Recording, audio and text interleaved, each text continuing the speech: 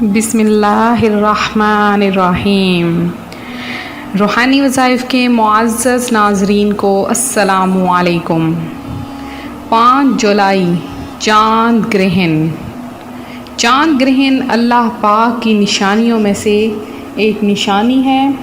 چاہے چاند گرہن ہو چاہے سورج گرہن ہو، یہ دونوں اللہ کی نشانیوں میں سے ایک نشانی ہے۔ حدیث مبارکہ میں آتا ہے کہ سورج اور چاند گرہن اللہ کی نشانیوں میں سے ہیں، لہٰذا اس سے نہ کسی کو گہن لگتا ہے، نہ کسی کو موت واقع ہوتی ہے، نہ کوئی مصیبت نازل ہوتی ہے، بلکہ یہ اللہ پاک اپنی نشانیاں ظاہر کرتا ہے اور فرماتا ہے کہ میرے بندو میرا ذکر کرو، مجھے یاد کرو، اور یہ جو میں نے نشانیاں ظاہر کی ہیں ان سے سیکھو، ان سے سبق حاصل کرو، اور مجھے کثرت سے یاد کرو اور عبرت پکڑو کہ کل قیامت آنے والی ہے اور اللہ تعالیٰ چاہے تو کچھ بھی کر سکتا ہے۔ لہٰذا یہ اللہ پاک اپنی نشانیاں ظاہر فرماتا ہے اپنے بندوں پر کہ وہ عبرت حاصل کریں۔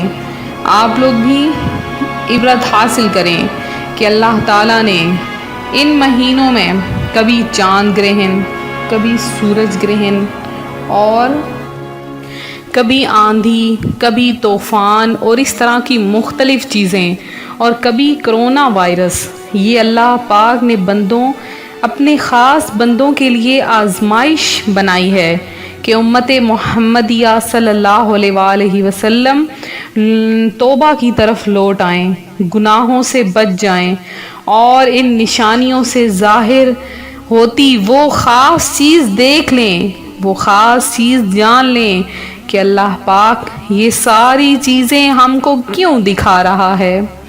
تو چاند گرہن میں آپ نے کیا پڑھنا ہے وہ میں آپ کو بتا دیتی ہوں۔ اس کا وقت کیا ہے، کیونکہ چاند گرہن پاکستان میں نظر نہیں آئے گا، کیونکہ اس کا وقت صبح کا وقت ہوگا۔ چاند گرہن کی شروعات 8:02 صبح کے وقت ہوگی، اور اس کا جو عروج ہوگا وہ 9:30 پہ ہوگا صبح کے وقت، اور اس کا جو اینڈ ہوگا وہ 10:55 ہوگا۔ لہٰذا یہ یورپ ممالک، UK، امریکہ اور مختلف جو بیرون ممالک ہیں، اٹلی، یورپ ممالک وغیرہ میں دیکھا جائے گا، پاکستان میں نہیں دیکھا جائے گا، چونکہ اس کے اثرات ضرور ہوں گے۔ لہٰذا آپ نے کثرت سے استغفر اللہ پڑھنا ہے اور نماز ادا کرنی ہے۔ چاند گرہن کی نماز آپ نے ادا کرنی ہے۔ چاند گرہن کی نماز صرف 2 رکعتیں ہوتی ہیں، گھر میں بھی پڑھ سکتے ہیں، جماعت کے ساتھ بھی ادا کر سکتے ہیں۔ اس کے علاوہ اس کا خاص جو وظیفہ ہے، آپ چاہتے ہیں کہ چاند گرہن کو دیکھ کر آپ یہ عمل کریں اور اللہ پاک آپ پہ رزق کی برسات کر دے، تو یا رزاقو یا وہابو کا 500 بار ذکر کریں۔